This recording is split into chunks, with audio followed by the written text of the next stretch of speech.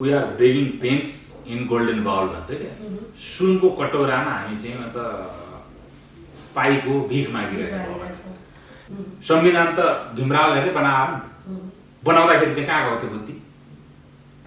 कंस नपढेको हो।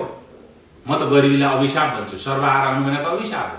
म माथि पनि त्यस्तो स्याबोटेजिङ कमेन्टहरू आउनेलाई मैले पुलिस केस गरेको थिएँ। उत्ताउलेर जहिले पनि मान्छेलाई न्यू टेस्ट मनपर्छ भनेर कहिलेकाहीँ न्यू टेस्ट घातकहरू पनि हुँदो रहेछ। भैँसी पाल्नु, राष्ट्रवादीले भैँसी पाल्दैन, औली उत्पादन गरेर त्यो हो राष्ट्रवाद। भारतसित बार्गेनिङ क्यापासिटी बढाउन। देश कसले लगेको छ? एमसिसीमा सही गर्दाखेरि के स्वाभिमान जान्छ? नेपाल भक्त भन्ने, अनि त्यहाँदेखि एमसिसीको समर्थन गरेर चर्लक्क काटिन्छ भनेर जनतालाई चाहिँ गैर संवैधानिक कुरा गरेर उचालेको हुनाले यिनीहरूलाई देशद्रोह र संविधान विपरीत काम गरेको अभियोगमा पहिले गिरफ्तार गरिदिनु पर्थ्यो। अमेरिकन साम्राज्यवाद मुर्दाबाद, भारतीय विस्तारवाद मुर्दाबाद भनेर आफ्नो राजनीतिक वजुद स्थापित गर्न खोज्ने पिएचडी धारी केही मान्छेहरू आए, ठुलै नेताहरू। श्रीलङ्का जस्तो बनाउन खोजिरहेका छन्। गरिबी भयो भने दुईटा तत्त्वलाई फाइदा हुन्छ। राजा हुनुपर्छ सार्वभौम, जनता जस्ता सिंहानाले पनि शासन गर्ने। राजा जन्मसिद्ध चाहिँ त राजकुलमा जन्मेकोले पो शासन गर्ने त। कुनै एउटा बतासे ट्विटरमा आएका चाहिँ मतलब सेना आउने हो या आउने हो भनेर हुन्छ। जबसम्म आम जनताहरू यो मनोविज्ञानबाट पाइदिँदैन, तपाईँ के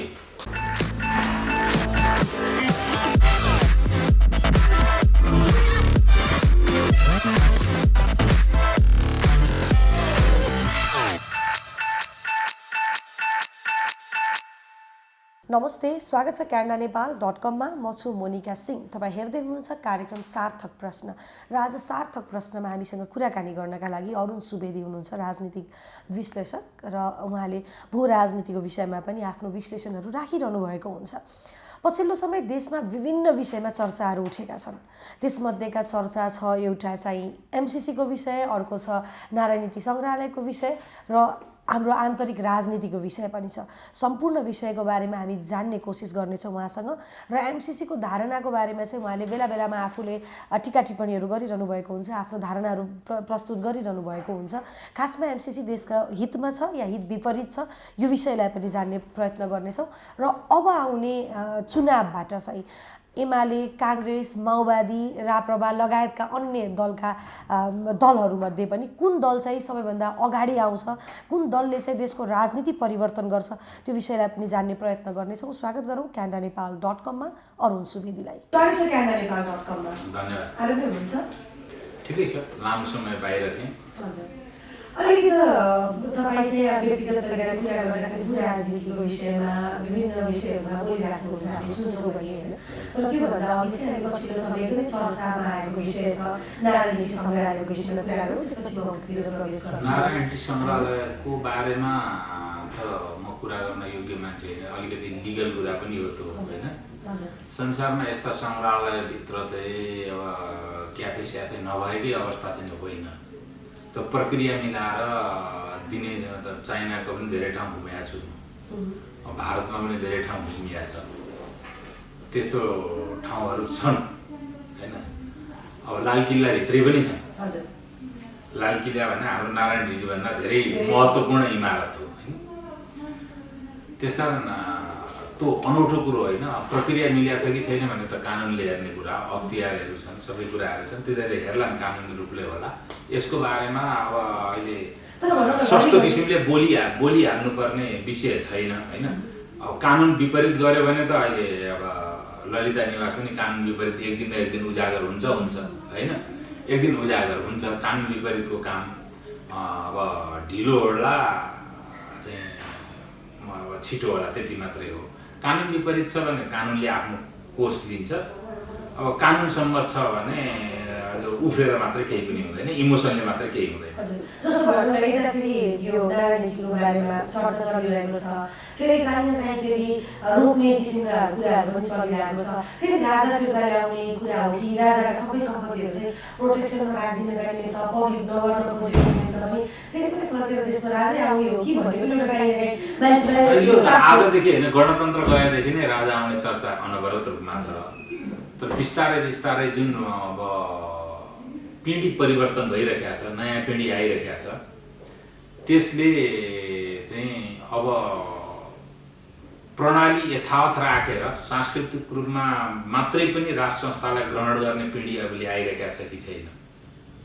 हामीहरू युवा हुँदाखेरि एकदम क्रान्तिकारी युवा हुँदाखेरि भएका परिवर्तनहरू यिनीहरू अब हामी नै अब प्रौढ पिँढीमा पुगिसक्यौँ र स्वयं विस्थापित महाराजले आजसम्म राज संस्थाको पुनर्सान्दर्भिकताको बारेमा नेपालका मूल राजनीतिक शक्तिहरूलाई पुनर्विचार गर्न र अन्तर्राष्ट्रिय समुदायलाई पनि पुनर्विचार गर्नका लागि आजसम्म आह्वान गरेको मैले सुनेको छैन। त्यसका प्रारम्भिक पात्र भनेको विस्थापित महाराज नै हो। उहाँले जबसम्म यो कुरो आह्वान गर्नुहुन्न तबसम्म यसको वैधानिक सान्दर्भिकता सुरु हुँदैन। वैधानिक सान्दर्भिकता सुरु नभएको विषयलाई मैले कति टिप्पणी गरिरहँ हैन र यसलाई सार्वभौम सत्ता राजामा निहित हुन्छ जनतामा हुँदैन भनेर बुरुक बुरुक उफ्रिने सडकका र सञ्जालका 2-4 जना भाषा र शब्दको सभ्यतालाई पनि ख्याल गर्न नसक्ने पात्रहरूको भरमा चाहिँ राज संस्थाको भविष्यको बारेमा कुनै पनि विषय निरूपण गर्न सकिन्न। तर बिस्तारै बिस्तारै अब नयाँ पिँढी जुन आउँदैछ त्यो चाहिँ राज संस्था निरपेक्ष पिँढी आइरहेको छ, त्यो चाहिँ पक्कै हो। तर पनि नेपालका मूल राजनीतिक शक्ति भनेको काङ्ग्रेस, एमाले, माओवादी लगायतका जुन शक्तिहरू छन् ती शक्तिहरूलाई अहिलेसम्मको राजनीतिक विकासक्रमले नेपालमा सांस्कृतिक अथवा सेरेमोनियल राज संस्थाको पुनर्सान्दर्भिकताको बारेमा पुनर्विचार गर्न एक।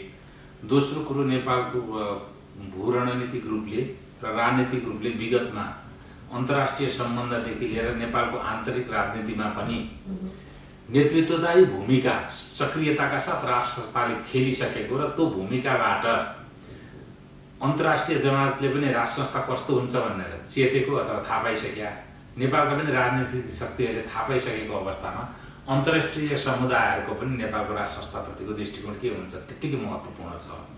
त्यसकारण यी दुईटै कुरालाई अब विस्थापित महाराजले आह्वान गरेर यसको विधिवत सुरुवात भयो। यो संविधानमा ती कुराहरू पनि इन्डक्ट गर्ने कुराहरू विधिवत सुरुवात भयो भने म केही बोलौँला, होइन भने अहिले नै बोल्न त अब बेला बेलामा विस्थापित महाराजले राज्य सञ्चालन प्रणालीको असन्तुष्टिको बारेमा बोलिरहेको अवस्थामा त्यो त जुन पनि नागरिक अधिकार हो, उहाँ पनि पूर्व राष्ट्राध्यक्षको पनि नागरिक अधिकार त सुरक्षित छ, त्यस अनुसार बोलेको कुरालाई टिप्पणी गरेर अहिले हिँडिराख्नुपर्ने जरुरी देख्दिनँ। यो व्यवस्थापनमा चाहिँ कसरी जुन जस्तै भनौँ न पशुपति विकास कोष जस्ता लगायत विभिन्न विकास कोषहरू छन् होइन। तपाईँले मलाई भू-राजनीतिकै होइन एउटा विशेष गरेर तपाईँले त्यसैमा केन्द्रित गर्नुभएको हुन्थ्यो होइन। यो अव्यवस्थाका कुराहरू जुन छन् अव्यवस्थाका कुराको निरन्तरता हो। यही सरकार आएर तुरुन्त अव्यवस्था मात्रै भएका होइन।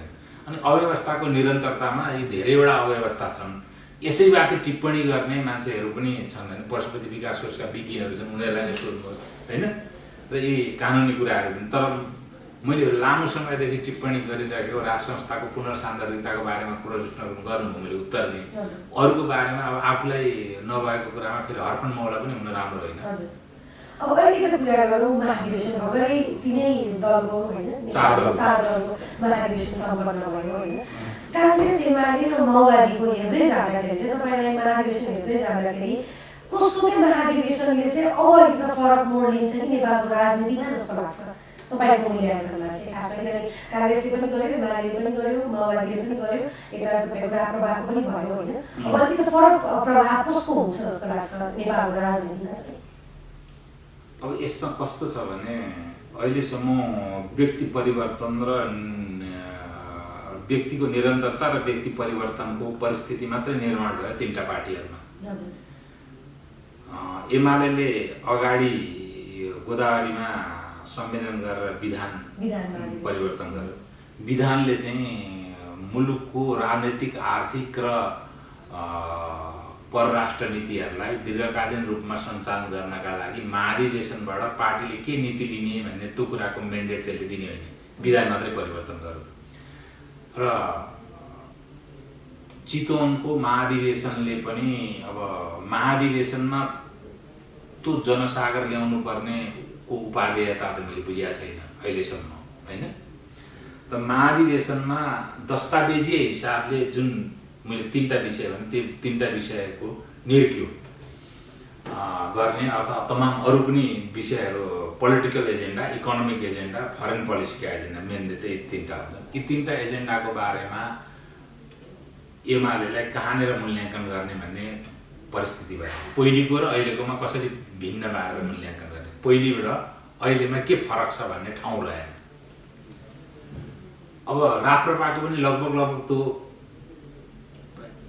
निर्वाचनकै महाधिवेशन जस्तो मात्रै भयो, खासै त्यसमा दस्तावेजी हिसाबले त्यसरी मूल्याङ्कन गर्ने ठाउँ राप्रपामा पनि रहेन। यद्यपि राप्रपा अहिले राष्ट्रिय पार्टीको स्थिति चाहिँ नै छैन, तर नेपालमा कन्जर्भेटिभ धारको अर्को सशक्त शक्ति कुनै पनि नआएको अवस्थामा कन्जर्भेटिभको शक्तिको रूपमा उसलाई मूल्याङ्कन गर्नुपर्ने यो सैद्धान्तिक अवस्था छ नेपालमा। त्यसै कारणले मैले त्यो टिप्पणी गरेको। अब त्यस पछाडि काङ्ग्रेसको महाधिवेशन आयो। काङ्ग्रेसको महाधिवेशनमा पनि विशुद्ध निर्वाचनको परिस्थिति मात्रै भयो। यसले कुनै पनि दस्तावेजीय रूपमा अब काङ्ग्रेसको भविष्यको पोलिटिकल कार्यक्रम के हो, भविष्यको पोलिटिकल कार्यक्रम काङ्ग्रेसको महाधिवेशनले सेन्ट्रल कमिटीलाई के म्यान्डेट दिएको छ त्यो छैन। अनि भविष्यको इकोनोमिक एजेन्डा के म्यान्डेट दिएको छ त्यो पनि केही त्यसरी आएन तात्विक रूपमा। फरेन पोलिसीको कुरा पनि आएन। यी 3टै आधारभूतको कुराहरू आएको हुनाले उनीहरू त व्यक्तिको कुन अनुहार गयो र कुन अनुहार आयो भन्ने एउटा न्यू टेस्टिङ टाउनको रूपमा के छ भने तपाईँले चाहिँ त भेजिटेबल बर्गरको साटमा चिज बर्गर न्यू टेस्टिङ टाउनको रूपमा आयो भनेर मात्रै मूल्याङ्कन गर्ने अवस्था पनि रहेन होइन। अब त्यस पछाडि आयो माओवादी कहाँ चाहिँ लामो अधिवेशन पनि भएर त्यो इलेक्सनको मात्रै एक किसिमको नेतृत्वको निरन्तरता बिच केही राजनीतिक दस्तावेजहरू आए र ती गम्भीर प्रकृतिका दस्तावेजहरू आए। अहिलेको प्रणाली प्रजातान्त्रिक प्रणाली र होइन स्वतन्त्र अर्थव्यवस्थाको विपरीत र हाम्रो स्थापित विदेश नीति भन्दा पनि अब परिवर्तित विदेश नीति जस्तो हुनुपर्ने हो राष्ट्रिय स्वार्थका लागि, त्यो नभएर विदेश नीतिलाई पनि दीर्घकालीन रूपमा राष्ट्रिय स्वार्थको हिसाबले अलग किसिमले प्रभावित पार्ने कुराहरू आए त्यहाँ चाहिँ दस्तावेजीय हिसाबले। अब त्यो दस्तावेज त्यही महाधिवेशनलाई अल्मल्याएर अब थन्क्याएर उपरान्त चाहिँ प्रचण्डजीले जे निर्णय गर्नुहुन्छ त्यही अनुसार अगाडि बढ्ने हो भने त भन्नु केही छैन। तर दस्तावेजकै आधारमा भन्नुपर्दाखेरि चाहिँ माओवादीको महाधिवेशनलाई मात्रै हामीहरूले अलिकति दस्तावेजी हिसाबले शल्यक्रिया गर्न सक्ने अवस्था आयो। जस्तो भनौँ न तिनै राजनीतिक दलका ठुला नेपालका ठुला तीन दलका राजनीतिमा चाहिँ सबैजना अध्यक्षमा फेरि पनि उही अनुहार दोहोरियो होइन, किन नयाँ ठाउँ छैन हामीले अनुहार त्यत्रो तपाईँले दोहोरिएको तेहेरिएको पनि कुरा गर्नु। प्रचण्डजीलाई छाडेर केपी ओलीजी चाहिँ दोस्रो पटक हुँदैन होइन, शेरबहादुरजी पनि दोस्रो पटक। दुई पटकमा त सभापति हुनु भनेको दोहोरिएर मान्छेलाई बान्दै आउला जस्तो कुरो चाहिँ होइन त। उहाँहरू दुईचोटि भउनु भएको छ। अब यसलाई दुई एङ्गलबाट उत्ताउलिएर जहिले पनि मान्छेलाई न्यू टेस्ट मनपर्छ भनेर कहिलेकाहीँ न्यू टेस्ट घातकहरू पनि हुँदो रहेछ। त्यसरी नै उत्ताउलिएर चाहिँ त नयाँ नेतृत्वलाई चयन गर्दाखेरि तपाईँको जर्जिया दुर्घटना पर्यो, जीवियत गाम्साकोर्दियाको पालादेखि। अब त्यस्तै गरेर तपाईँको ऊ दुर्घटना पर्यो, के अरे अहिलेको युक्रेन दुर्घटना पर्दैछ। त्यसैले नयाँ नेतृत्व पनि होइन, तपाईँको अनुभव र राष्ट्रको वास्तविकताका आधारमा पपुलिजमलाई मात्रै मध्यनजर गरेर, स्ट्रिट पपुलारिटीलाई मात्रै मध्यनजर गरेर होइन, ग्राउन्ड रियालिटीलाई पनि मध्यनजर गरेर आफ्ना व्यावहारिक बाध्यताहरूलाई पनि मध्यनजर गरेर कहिलेकाहीँ अनपपुलर निर्णय लिएर पनि देश र अर्थतन्त्रलाई जोगाउनु पर्ने हुनसक्छ नेतृत्वले। त्यसकारण अनुभवी मान्छेहरूको पनि त्यत्तिकै जरुरी छ। यो हामीले न्यू टेस्टिङ टाउनका लागि जहिले तहिले दबाब दिएर मात्रै हुँदैन, यसले दुर्घटना पनि निम्ति आएको छ। एक दोस्रो कुरो पुरानै अनुहार भनेर बारम्बार राष्ट्रमा स्थापित भइसकेको अनुहार भनेर मात्रै पनि हुँदैन। त्यस्तै मान्छेले अलग किसिमले राष्ट्रलाई नेतृत्व पनि गरेर लिएर गएका छन्। भारतमा युवा राहुलको भन्दा युवामै पनि मास अपिल मोदीको बढी छ।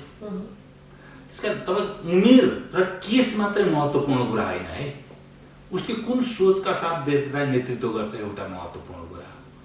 अर्को तपाईँले शेरबहादुरजी महत्त्वपूर्ण कुरा होइन, काङ्ग्रेस महत्त्वपूर्ण कुरा हो। काङ्ग्रेसको घोषणापत्र र काङ्ग्रेसको स्थापित जुन सिद्धान्त, कुन सिद्धान्त अनुसार इकोनोमीलाई लिड गर्ने हो, पोलिटिकल एजेन्डालाई लिड गर्ने हो र फरेन पोलिसीलाई लिड गर्ने हो, त्यो चाहिँ महत्त्वपूर्ण कुरा हो है। शेरबहादुरजी एक्लै महत्त्वपूर्ण कुरा होइन। अब बाँकी रह्यो राजनीतिका बजारू मुद्दाहरू। राजनीतिमा भ्रष्टाचार पनि हुन्छ, ब्युरोक्रेसीमा भ्रष्टाचार पनि हुन्छ, त्यसको निराकरण पनि हेरेर प्रजातान्त्रिक पद्धतिमा छ होइन। प्रधानमन्त्रीहरू नै पनि दायराभित्र परेका छन्, मन्त्रीहरू पनि जेल गएका छन्, उपरान्त पनि जान सक्छ। त्यो कानुन र विधि र प्रक्रिया राम्ररी अवलम्बन भइदियोस् भन्ने नागरिक कामना हो र त्यसका लागि हामीले दबावकारी भूमिका कहीँबाट गर्न सकिन्छ भने गर्ने मात्रै हो। ती चाहिँ बजारहरू ती खराब हुन्, तर ती सनातन विषयहरू राजनीतिमा। त्यो शेरबहादुरजी अनुपस्थित हुँदाखेरि पनि ती विषय चलि नै रहन्छ, शेरबहादुरजी उपस्थित हुँदा पनि चलि नै रहेका छन्। त्यति भएर हजुर, त्यति भएर यो तिनजनाको मुहार फेरि भन्ने थियो। मैले भन्न खोजेको के थियो भने अब 5 वर्षलाई उहाँहरूले पाइसक्नुभयो आफ्नो स्थान होइन। अब निर्वाचन नजिकै छ, हामी निर्वाचनको नजिकमा छौँ भनौँ होइन। अब यो हेर्दै जाँदाखेरि कुन पार्टीले चाहिँ देशमा अलिकति आफ्नो सबका आफ्नो दस्तावेज होला, सबका आफ्नो भूमिका होला होइन, तर देशलाई चाहिने भूमिका चाहिँ कसले निर्वाह गर्न सक्छ अब आउने समयमा भन्ने कुरा पनि एउटा ठुलो भूमिका यसमा सापेक्षित हो। यो सबै कुरा सापेक्षित हो। तपाईँले भएकै मध्ये उपलब्ध चाहिँ मतलब नेतृत्व भएका मध्येमा खराब छन् भने खराब मध्ये ठिक खोज्ने हो। तपाईँलाई मिडिया चलाएर बसिरहनु भएको छ, तपाईँका लागि सायद वाक एवं प्रकाशन स्वतन्त्रता, व्यक्तिक स्वतन्त्रता, मानवाधिकार र प्रजातान्त्रिक अधिकारहरू सबै फन्डामेन्टल राइट सबैभन्दा महत्त्वको विषय हुन्छ। त्यसमा सबभन्दा बढी कमिटमेन्ट कसको हुनसक्छ भने तपाईँ पनि अब सम्भवतः पहिलोचोटि अथवा दोस्रोचोटि, बढीमा दोस्रोचोटि तपाईँ भोट हाल्दै हुनुहुन्छ, बढीमा हो। तपाईँहरूले सबभन्दा बढी मनन गर्नुपर्ने विषय हो, त्यो तपाईँलाई पनि पढाएको हो मैले। अनि अर्को नेपालको चाहिँ अर्थतन्त्र किन यो हामी we are begging pens in golden bowl भन्छ क्या, सुनको कटोरामा हामी चाहिँ पाइको भिख मागिरहेको अवस्था। यति धेरै रिसोर्सेस हामीहरूसित छ, हामीहरू किन हार्नेस गर्न छ? अरब जस्तो बन्जर ठाउँले रिसोर्सेस हार्नेस गरेर त्यो ठाउँमा पुग्यो। त्यहाँ विवाद र समस्याहरू नभएको, हाम्रा भन्दा विकराल समस्या छ नि, द्वन्द्व पनि छ नि त अरबमा, उनीहरू त्यहाँ पुगे, हामीहरू किन पुग्न सकेनौँ? यसका लागि हामीहरूका विगतका के न्यारेटिभ र क्रियाकलाप दोषी भए त हामीले यसरी पछाडि पर्नु भयो? त्यसलाई मूल्याङ्कन गर्नुहोस् र त्यो दोषलाई सच्याउन सक्ने शक्ति कुन हो त्यो हेर्नुहोस्। दस्तावेज तपाईँहरूले त पढेर गर्नुपर्छ र त्यो दस्तावेज हेरेर गर्नुपर्छ। सडकीय चाहिँ मतलब यो पपुलिजमका आधारमा मात्रै बहकेर हिँड्ने होइन। तेस्रो, नेपालको जुन अवस्थिति छ, नेपालको जुन प्राकृतिक भूगोल छ, नेपालको जुन आर्थिक भूगोल छ, नेपालको श्रम सम्बन्ध, अन्तर्राष्ट्रिय श्रम सम्बन्ध जहाँ छ, जसका कारण हामीहरू बाँचेका छौँ श्रम निर्यात गरेर। चौथो, नेपालको डायस्पोरिक चाक जहाँ छ। यी चारवटा फन्डामेन्टल्सका आधारमा हामीहरूले आफ्नो विदेश सम्बन्ध तय गर्नुपर्छ। जसले हाम्रो श्रमिक लिइदिएको छ त्योसित नजिकको सम्बन्ध हुन्छ। साउदी अरेबिया र इरान युएईले हाम्रा श्रमिकहरू लिइदिएका छन्, त्यसकारण तिनीहरूसित हाम्रो नजिकको सम्बन्ध हो। इरानसित इक्विडिस्टेन्सको सम्बन्ध, इट इज अल बोगस। हाम्रा सम्पूर्ण दाजुभाइहरू अमेरिका, पश्चिम युरोप, जापान, अस्ट्रेलिया, दक्षिण कोरिया बस्छ, हाम्रो डायस्पोरिक चाक त्यहाँ छ। त्यसकारण इक्विडिस्टेन्सको फरेन पोलिसी नै यी राष्ट्रहरू हाम्रा लागि महत्त्व हुन्। यिनीहरूको कष्टमा हामीहरू संसारमा यिनीहरूको स्वार्थका अनुसार हामीहरू पनि उभिनुपर्छ। फरेन पोलिसीमा कहाँ चुको भन्दैछु त म। हामीहरूको पब्लिक न्यारेटिभ होइन, इरानले तह लगाइदियो हुन्थ्यो अमेरिकालाई भनेर पाखुरा सुर्किने हामीहरू होइन। अनि इरानले अमेरिकालाई तलाउँदा हान्ने त पहिले युएई र साउदी अरबमा होला त। त्यहाँ हान्यो भने त्यहाँबाट विस्थापित को हुन्छ? नेपाली हुँदैन? हाम्रो स्वार्थमा चोट पुग्दैन? त्यसै इरान तह लाग्नु पर्यो भन्ने कि इरानले तह लगाइदियोस् भन्ने? तपाईँले कति मान्छे चाहिँ अब भारतमा अहिले काम गर्छन्? तपाईँको आपूर्ति प्रणाली कहाँ आधारित छ? समुद्रसँग कहाँबाट जोडिनु भएको छ? 5200 हाइटको नाकाबाट छङछिङबाट जादुले आउँछ नेपालमा, समुद्र जोडिन्छ? समुद्र जोडियो कहाँ? आपूर्ति प्रणाली कहाँ जोडिया छ? तपाईँको पैसो कुन पैसोसित गएर पेक भएको छ? भारतसित भएको छ कि छैन? तपाईँको आर्थिक स्वार्थ कहाँ जोडिया छ?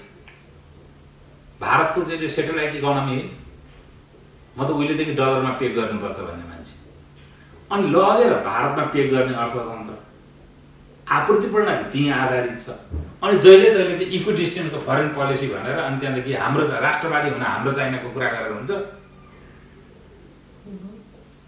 हिउँ परेपछि उताबाट केही आउँदैन।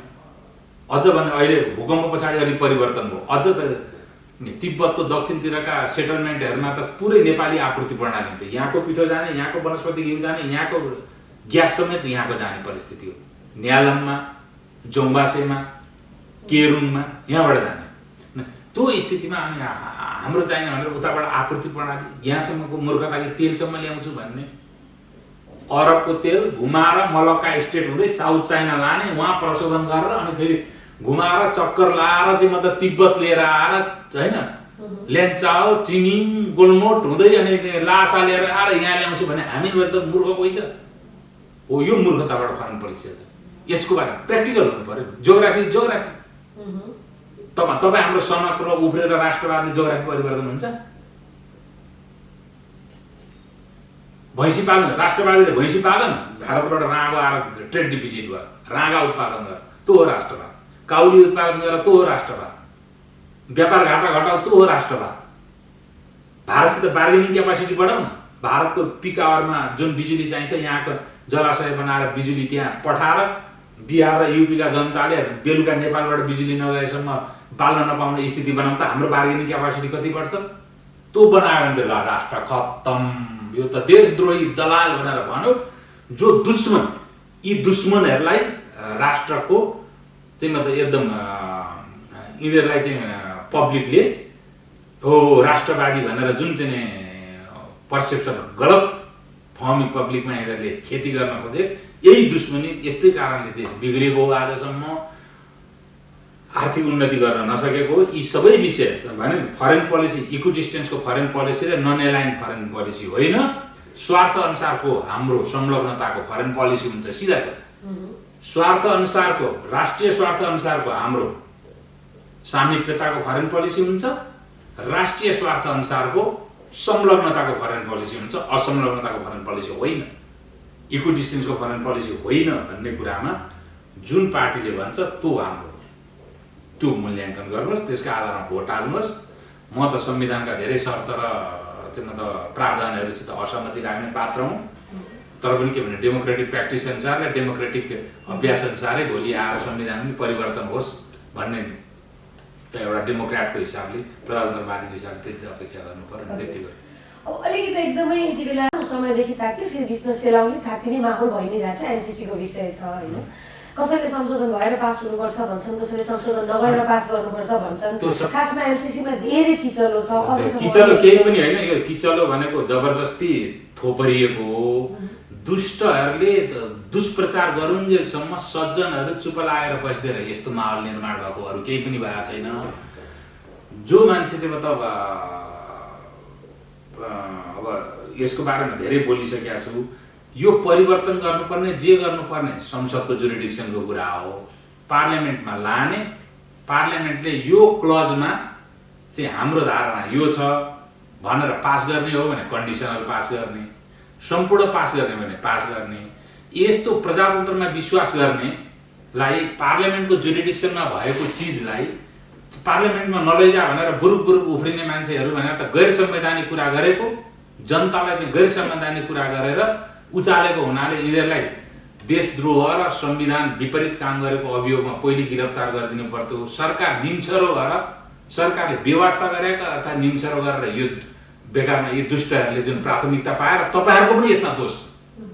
राष्ट्रिय स्वार्थका विपरीत पहिले त्यो डकुमेन्ट सबै पढेर त्यो मान्छेले के बोलेको छ भनेर मात्रै तपाईँहरूले इन्टरटेन गर्नु पर्थ्यो। तपाईँहरू त्यस्ता मान्छेलाई इन्टरटेन गर्दै जस्तै यहाँसम्म कि बकाइदा त्यो नेपालको अडिटर जनरलले अडिट गरिरहेको छ, उसैले गर्ने भनेर लेखेको छ, अडिट गर्न पाउँदैन भनेर यति त्यो पिएचडी धारी केही मान्छेहरू आए, ठुलै नेताहरू, तिनीहरूलाई पनि तपाईँहरू इन्टरटेन गरेर हिँडिदिनु हो। दुष्टले मात्रै को प्रचार गरेपछि दुष्टले त दुष्प्रचारै गर्छ त। तपाईँको सोचाइमा चाहिँ या तपाईँको बुझाइमा चाहिँ एमसीसी सही हो या गलत हो? आम नागरिकले बुझ्ने भाषा त यो पनि हो नि त। एमसीसी सार्वभौम नेपाली जनताको प्रतिनिधित्व भनेको यो जनमत सङ्ग्रहको विषय होइन।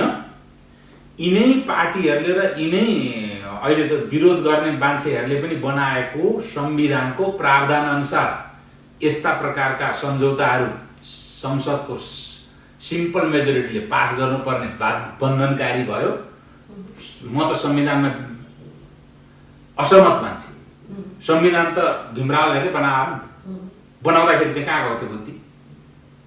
त्यही संविधानमा त्यो क्लज उहाँहरूले जे आउनुभयो त्यसका आधारले संविधान पार्लियामेन्टको जुरिडिक्सनमा पुग्यो। पार्लियामेन्टको जुरिडिक्सनले सार्वभौम भनेको संसदै हो। संसदले सार्वभौमले संसदले जे मान्दछ, जे घोषणा गर्दछ, जे गर्दछ उसको निर्णय अनुसार लाभ छ उसले लिन्छ अध्ययन गरेर, लाभ छैन देखेन लिन्न।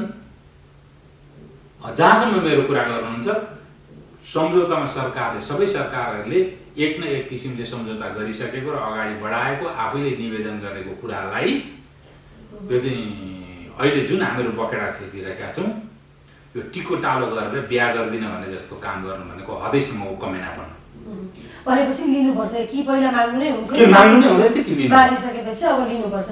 जस्तो भनौँ न अमेरिकाले पनि एकमुष्ट दबाब दिइरहेको छ। पहिला चाहिँ के समय राख्यो, क्राइटेरिया राख्यो, यति समयसम्म गर्नुपर्ने भनेर होइन। उनीहरूको चाहिँ के छ भने अमेरिका भनेको एउटा विधिले चलेको देश हो। हामी जस्तो अन्धेरनगरी चौपट राज होइन। एउटा राष्ट्रले पार्लियामेन्टले पास गरेको बजेटमा निर्धारित भएको रकमलाई अनन्त कालमा सम्म स्ट्यान्ड स्टिलमा राख्न सकिँदैन। सुशासनको कुरा हुन्छ। उसले ल्याऊ भने होइन, पार्लियामेन्टले डिसिजन गरिदियो भने अब नलिने भने नलिने। पार्लियामेन्टले नै डिसिजन किन गर्नुपर्ने? तिम्रो संविधान किन बनाएको त? पार्लियामेन्टले डिसिजन गर्ने संविधान घाँस खान गर्थ्यो बुद्धि उहाँहरूको एग्रिमेन्ट पेपरमा त संसदले चाहिँ भनौँ न पारित नगरे पनि फरक नपर्ने कुराका संविधानहरू पनि बनेका छन् होइन। त्यो होइन तपाईँको यो के भने पहिले उनीहरूको स्ट्यान्डर्ड फर्मेटमा पार्लियामेन्टले पास गर्नुपर्ने होइन। पछि जुन उनीहरूले त सम्झौता गरिसकेपछि नेपालको संविधानमा जे आयो नि त्यो संविधानको कारणले त्यसलाई पार्लियामेन्टमा लानुपर्ने बन्धनकारी भयो क्या। त्यो अमेरिकाको कारणले भएको होइन। यो बुझ्न जरुरी छ। होइन धेरै सहयोगहरू हामीलाई आए होइन, धेरै सहयोगहरू हामीले लियौँ भने होइन। तर एमसीसी नै किचलोमा चाहिँ भयो। खासमा कसको स्वार्थ नपुगेका कारणले देशका जनता किचलो कसको कारणले भयो भने रोहितले अमेरिकन साम्राज्यवाद मुर्दाबाद, भारतीय विस्तारवाद मुर्दाबाद भनेर आफ्नो राजनीतिक वजुद स्थापित गर्न खोज्ने दुष्ट एकदमै जनमत नभएका र एकदम जहिले तहिले परघृणामा मात्रै आफ्नो राजनीतिक वजुद स्थापित गर्ने केही दुष्ट कम्युनिस्टहरू छन् र तिनीहरूका केही बुद्धिजीवी भन्ने मुखौटाहरू छन्।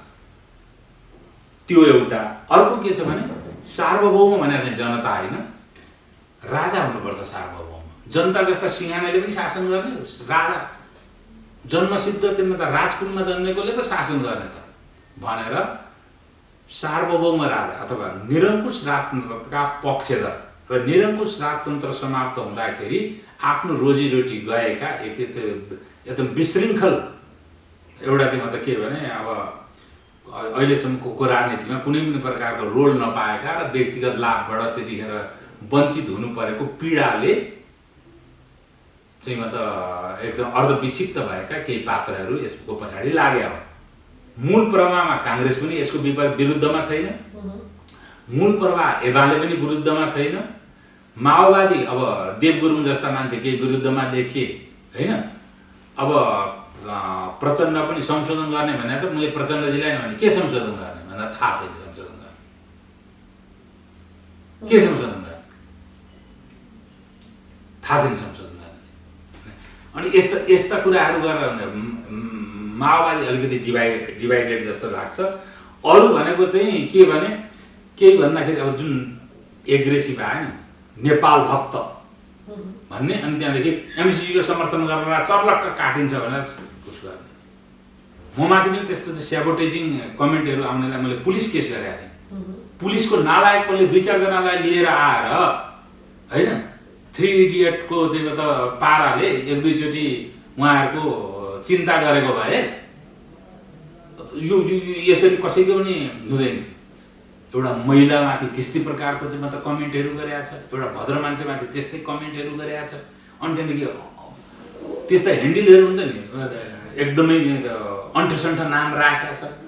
यस्तै कुरा अन्ठसन्ठ नाम भएका फेक ह्यान्डलबाट एउटा सङ्गठित गिरोहले निश्चित उद्देश्यका लागि परिचालित र परिपालित भएर राष्ट्रिय स्वार्थको विपरीत गरेका क्याम्पेनहरूलाई चाहिँ मतलब राष्ट्रवाद मान्न सकिँदैन। जस्तो भनौँ न सेना आउने जस्ता विभिन्न किसिमका भ्रमहरू पढ्नुहोस् न तपाईँ। पढ्दाखेरि पनि त्यस्तो नभए पनि उहाँहरूले चाहिँ त्यसरी म्यानिपुलेट गर्दै हुनुहुन्छ या भनौँ न यही भनेर सुन्नुहोस्। त्यसैले त्रिशूल बाबालाई गिरफ्तार गरे जस्तो यी पात्रहरूलाई गिरफ्तार गर्नुपर्छ पहिले। तर खुलेर राजनीतिक नेपालका राजनीतिक दलका नेताहरूले पनि खुलेर यस विषयमा डिबेट बहस कुनै पनि किसिमका या आफ्ना स्टेटमेन्टहरू केही पनि राख्नु भएको खुलेरै राखेको हामी विचार गर्दैछौँ होइन सेरबारजीले खुलेरै भन्नु गर्छु मात्र भन्नुभयो। तर जनताले किन गर्ने भनेर भन्दा पनि तर्क दिन सकिरहेको छैन। जो दस्तावेजमै आएको छ तपाईले कुनै एउटा बतासे ट्विटरमा आएका चाहिँ मतलब सेना आउने हो या आउने हो भनेर भन्छ, त्यसको आधिकारिक वेबसाइट छ, वेबसाइटमा गएर हेर्नुहोस् दस्तावेज के हो। त्यो दस्तावेज हेर्दाखेरि सबैले दस्तावेज नपढेर उहाँले त भन्नु तिमीहरू नपढेर यो अन्टसन्ट कमेन्ट गर्नुभयो। शेरबारजी कमिटमेन्ट छ शेरबारजीको विरोधी भनेको शेखर कोइराला उहाँले अस्ति पास हुनुपर्छ भने होइन।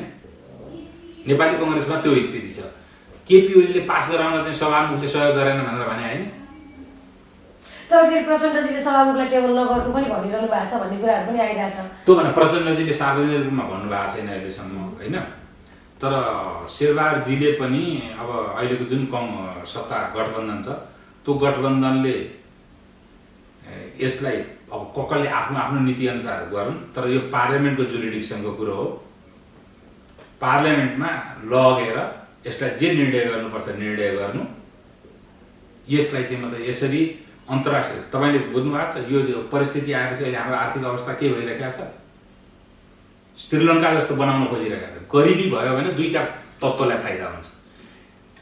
जसले सर्वहारा हुनुमा महान गर्व गर्छ आफूलाई, म त गरिबीलाई अभिशाप भन्छु। सर्वहारा हुनु भने त अभिशाप हो। हरेक नागरिक धनी हुनुपर्छ। तपाईँ धनी हुनुपर्छ, तपाईँले कार चढेर हिँड्ने औकात हुनुपर्छ, एउटा तपाईँको घर हुनुपर्छ, तपाईँले एउटा मध्यम स्तरीय जीवनयापन गर्नलाई तपाईँले प्राप्त हुने आएको बराबरको कुनै तपाईँको इलम हुनुपर्छ। तर देशको स्वाभिमानलाई मिचेर चाहिँ त्यो कुराहरू हुनु हुँदैन होला नि त हैन। के स्वाभिमान? स्वाभिमान भने क्या? देश कसले लगेको छ? एमसीसीमा सही गर्दाखेरि के स्वाभिमान जान्छ? आफू खानबाट आफ्नो लगौटी खुस्किसक्यो। लगौटी खुस्किँदा स्वाभिमान गर्छ कि तपाईँले छिमेकीसित मिलेर लौ न यार तिमीसित पनि अलिअलि रहेछ हामी चाहिँ लत्ता कपडा बाँडौँ भन्दाखेरि चाहिँ तपाईँको इज्जत बच्छ। तर फेरि एमसीसीको विषयलाई लिएर हामीसँग नजिक भएका छिमेकीहरू चाहिँ इन्डिया र चाइना, तपाईँलाई त अझ मभन्दा बढी ज्ञान छ त्यही भएर पनि होइन, इन्डिया र चाइना चाहिँ यो विषयमा सपोर्ट गरि नरहेको अवस्था यस्तो नाथे कुरालाई वक्तव्य दिने उनीहरू त्यस्ता नेपालका जस्ता छिचरा मान्छे हुन् चाइनिज र इन्डियन भनेका। इन्डियनलाई के भने यसले हामीहरूले प्रस्ताव गरेको ट्रान्समिसन लाइन भारतमा लगेर जोड्नु पर्ने हुनाले भारतको सरहद प्रयोग गर्ने हुनाले नेपालले ट्रान्समिसन लाइन मेरो अल्ट्रा हाई भोल्टेज ट्रान्समिसन लाइनमा जोड्यो भने मेरो सहमति छ, मेरो सरहद उपलब्ध गराइदिन्छु र त्यहाँबाट उसले बङ्गलादेश पठाउन अथवा भारतभित्रै पनि ट्रेड गराउनका लागि म सहमत छु भन्ने इन्डियाको कन्सेन्ट चाहिन्थ्यो होइन। त्यो बिना हुन सक्दैन। त्यस कारण त्यो कन्सेन्ट उसले दिएपछि उसको विरुद्धमा छ भन्ने कुरा आएन।